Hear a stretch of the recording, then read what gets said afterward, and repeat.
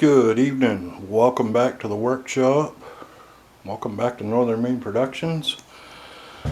Oh, I'm just kind of fiddling around out here in the shop. I've been doing some cleanup here, and yesterday was a pretty productive day. I worked on this Craftsman, got this going again. So I thought I'd do a video here on the comparing MTD machines. This Craftsman is an MTD product. It's about a 2014 or 2015. I got it from the original owner. It's still in very good condition for the year of it. This thing spent all of its life right across the road over there in that large field over there mowing grass. So it's got quite a bit of time on it, but so I've run this machine and this white outdoor power machine, which is also an MTD product. This is the more classic traditional MTD machine that I have been familiar with for about 30 years. So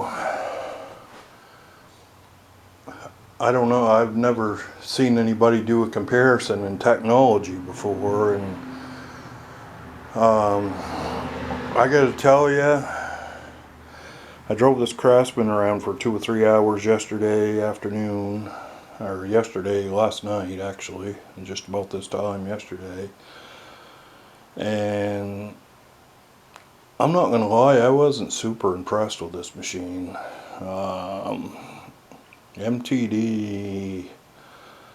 MTD was never the best machine, but I can tell you one thing, they have definitely gone downhill in some aspects. Now, this Craftsman's a comfortable machine to ride on for the most part. It handles good, mows good, it runs good. But probably the most irritating thing about this is the pedal. This has got that variable, it's got a standard transmission in it, but it's got a variable speed control on the pedal, and this is one of those machines that you have to push the pedal to make it go.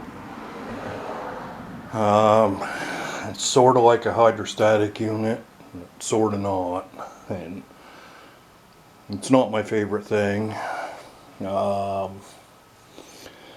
I don't particularly care for the way the deck and the blade controls are on this machine either. It's just not as convenient as the older machines were. It's a little more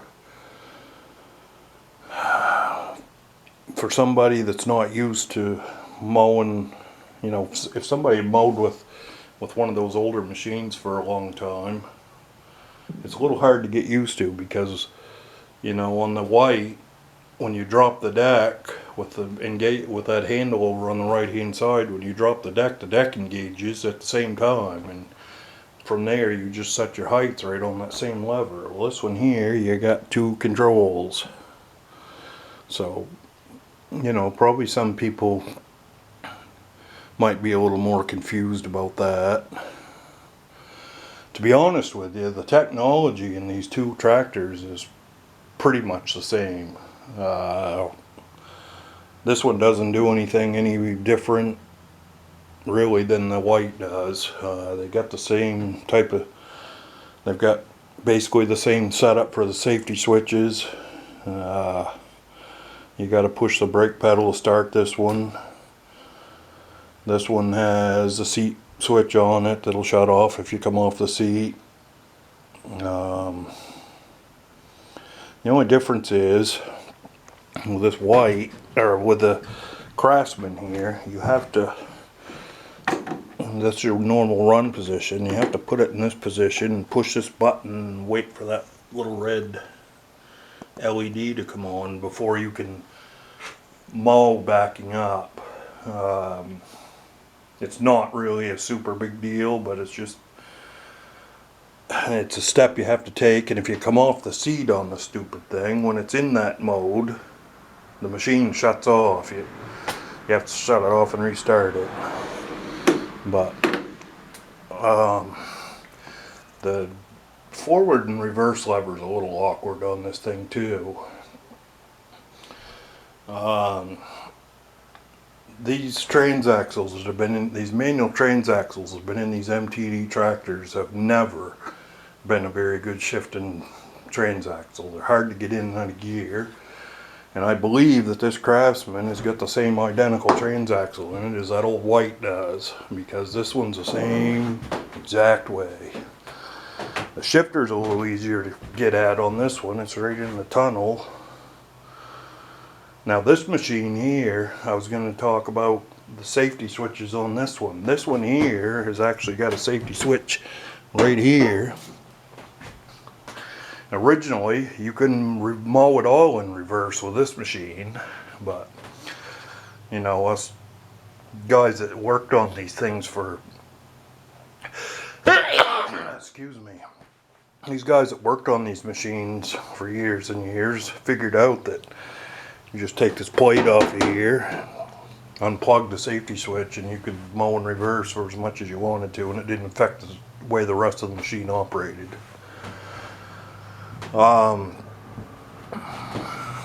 controls are fairly simple on this machine. Like I say, you just got your deck over here. It drops the deck and puts it in gear at the same time. This one actually has a height selector here. You can put it to whatever height you want it to drop to. This one does have a switch on the headlights. And it also has an amp meter that does work, and it shows you that the thing's charging, which is a pretty good feature. This machine does not have a separate park and brake lever or a separate park and brake pedal. This is a 8-speed variable. The parking brake's back here. You just push the pedal all the way down and lock it back into the parking position. I like the way the drive works a lot better on this older machine. You set it for whatever speed you want to go and just let off the pedal, and it picks up speed and goes that set speed. And I think that MTD figured that out. I believe that the newer machines are set up basically the same way as this one is.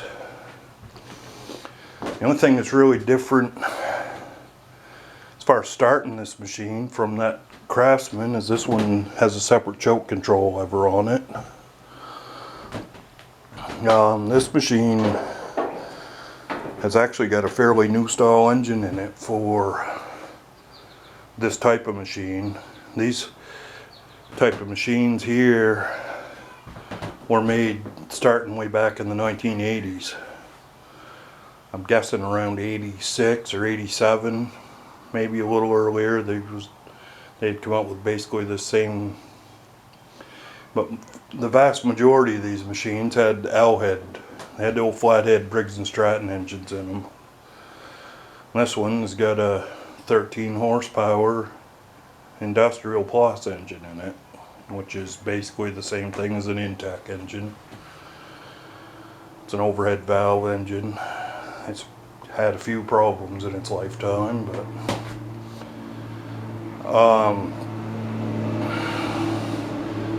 basically this engine does everything the same as that one does. They're overhead valve engines. They both have full pressure lubrication with oil filters on them. They have electronic fuel shutoff solenoids in the carburetors. They got decompression systems on them to help them start better, and you name it.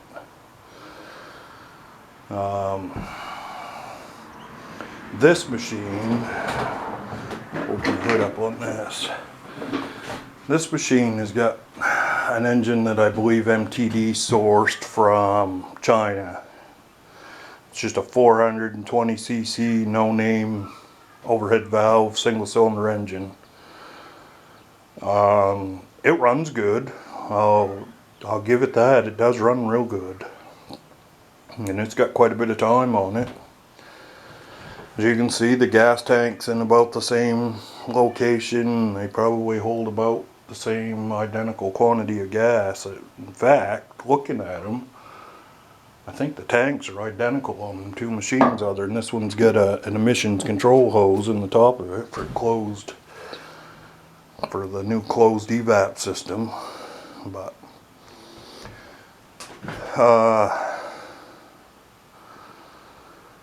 yeah, they do the same thing. That old white has got outstanding power for a 38-inch deck. That works really good. One of the things I noticed the other night when I was working on this that I don't like, this one only has a 1/2-inch belt on the deck. The white has got a 5/8 belt on it, which, as you know, is a much tougher belt. They also cost a lot more. But I have mowed some really tall grass with that old white, and I'll tell you what, that old girl, it does a pretty good job for what it is. I'll tell you one thing that I did not like about this Craftsman machine last night when I was driving it is how absolutely friggin' flimsy the frame is on this thing. The front of this is extremely flimsy. If you go over an uneven spot where the front axle travels too far and it bottoms out on the frame rail, the front end will twist out of shape so bad on this. The hood jumps up and pops off sideways. I looked it all over. The frame's not broke on it anywhere, and the fit and finish is absolutely terrible on this thing. The hood don't really fit that good up to the dash. If you're going downhill and you stop too fast, the hood comes open on it. There's no latches on it at all. This machine, unlike when I was just showing you how the parking brake worked on the white, this machine's got a separate pedal over here. You have to push it down and then flip that red lever down right there on the dash. You know, it's not right there in plain view to see, and you kind of got to fumble around and find it. You know, this machine is obviously a little easier to get on and off from because it's a step-through design, which is probably what contributes to the frame flexing so bad on it. But I can tell you one thing right now, I put a drive belt on this thing yesterday, and this thing is an absolute bastard to put a drive belt on. The stack pulleys are in the very back next to the transaxle, and it is crammed in there. I had this thing tipped up. I had the deck off in it. I had to take pulleys off the bottom of it. I had to take the battery out of it. It's a friggin' absolute son of a gun to work on. But this one's mowing with this last night. This one's gonna have some mandrels put. It's gonna have some bearings put in one of the mandrels on the deck. It's got some bearings growling in it. But so overall, you know, these newer machines are pretty flimsy. When you get on that white, that's a good solid feeling machine when you're driving around. It doesn't flex and twist, and the hood don't rear up on it. And then I'll tell you another thing that I like about this white that I didn't even pay any attention to until I mowed with that Craftsman yesterday. This white, you set down lower on the machine and it's got a lot lower center of gravity. There's a steep bank out in front of my house that I have to mow with this, and I was trying to mow that bank with this Craftsman yesterday, and the friggin' thing, I couldn't. The center of gravity's too high on it. I couldn't get any traction on that hill. The thing kept trying to tip up on me. So yeah, this old white in that respect is much better. And of course there's low hanging tree branches here over my grass, so I found that to be a little bit aggravating when I was on the Craftsman, because I set up higher, so I'm even further up into the trees.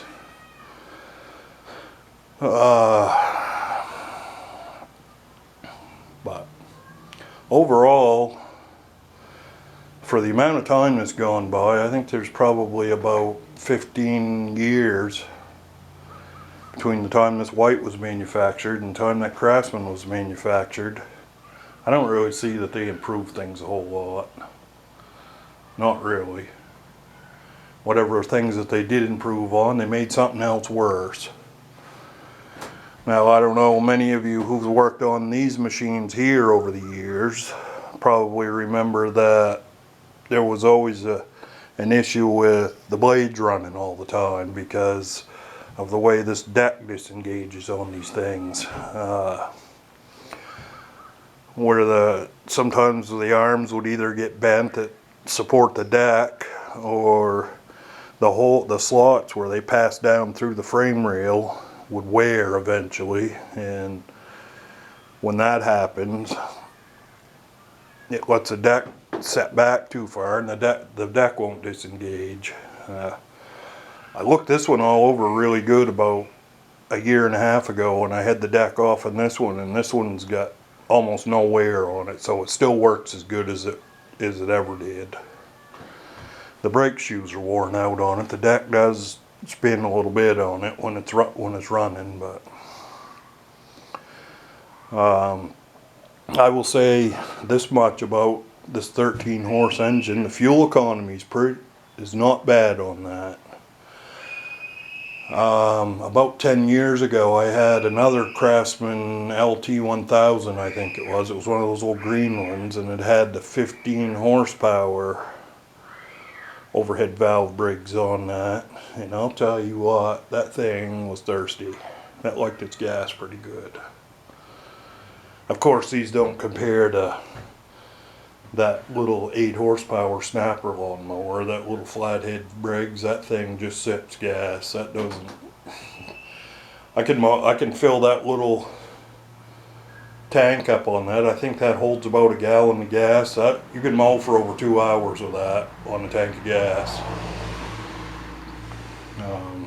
But that's another whole subject there. That machine's 50 years old, and trust me, there was not much in the line of safety devices on that old girl. But you can't beat them for ruggedness. So yeah, going back to MTD here, one of the things I do like about this Craftsman, it's got a 42-inch deck on it. You know, obviously the standard deck on this style tractor was a 38-inch, and I believe even 36-inch in the 1980s. I can't remember for sure. But I like the hood better on this machine. Some of these were designed different than this one is. A lot of these machines didn't have side panels on them, which made access of the motor a lot easier, and it made cleaning the motor a lot easier too. But this is everything fits together real good on this. It's all good and solid. It's got a probably some of you, this is a 2000 model year, but it's got like a 1995 nose on it because the original nose got wrecked on this. This had a metal nose on it originally with a big plastic headlight in it, and my aunt owned this machine, and she smashed into her garage door and stove it all to pieces. But I was able to harvest this plastic nose off in another machine that I had here, and it works just fine. But I like that single pedal brake clutch control much better than having 2 pedals. To be honest with you, I think the exhaust system's quieter on this white too, but of course they're 2 totally different running engines. I mean, this Chinese engine acts to me like it's got a longer stroke probably, but I'll see if it'll. I guess I haven't got the brake locked on, but I was going to try to start it. But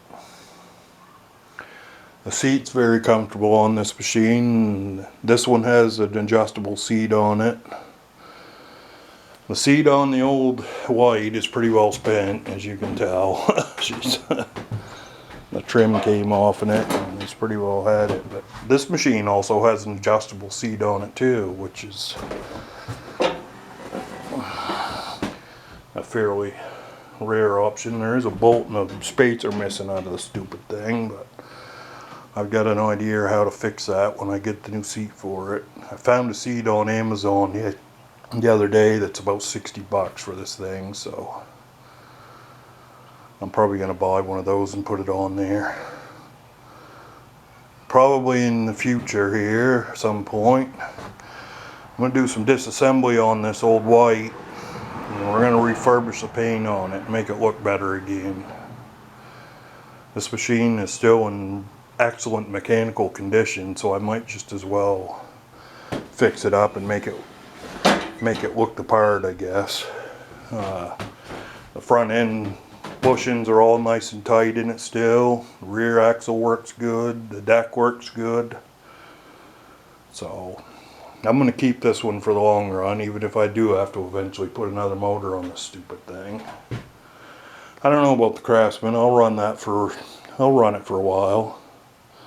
I've always got my snappers and for backup, but I may get into doing some commercial mowing. I may end up mowing a few lawns here in the future.